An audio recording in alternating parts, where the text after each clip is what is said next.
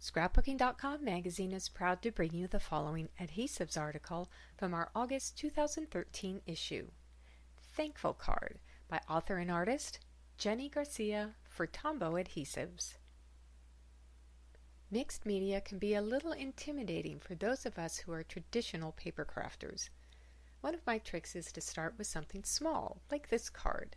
It's actually much easier to make than it looks. For this card, I used mist in two different ways, the regular spray mode as well as using the tube of the mister to make small splatters on the pattern paper and doily. Another way you can start to get artsy is by drawing some simple doodles like the ones I made around the border of this card. The first thing I did was mist most of my elements like the doily, glassine bag, card base, and the layer of pattern paper. I let the glassine bag dry overnight because I had used a lot of mist on it and the material doesn't dry as quickly as paper.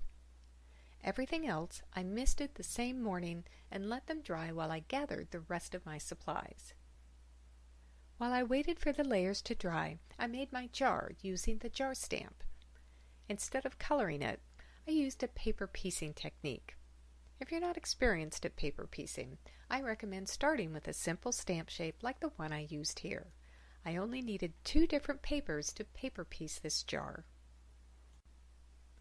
After my glassine bag was dry, I embossed it with a Sizzix embossing folder. I then filled the bag with sequins and a few dewdrops.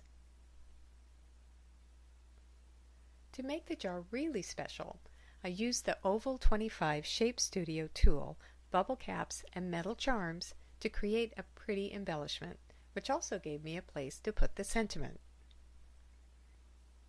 I glued the piece of pattern paper, the doily, and the glassine bag onto the card with Tombow Mono Aqua liquid glue. I then sewed twice across the top of the bag. I added twine and the embellishment piece on the jar.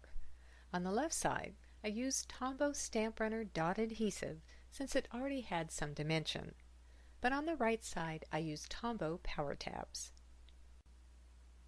On the top left corner, I added a camera that I'd cut out from one of the Maggie Holmes papers and used the Mono Aqua liquid glue to glue some dewdrops onto it.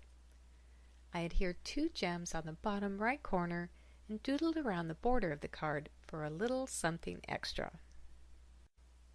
A printable project card with instructions and a list of supplies can be found by clicking on the step-by-step instructions link within the online version of this article.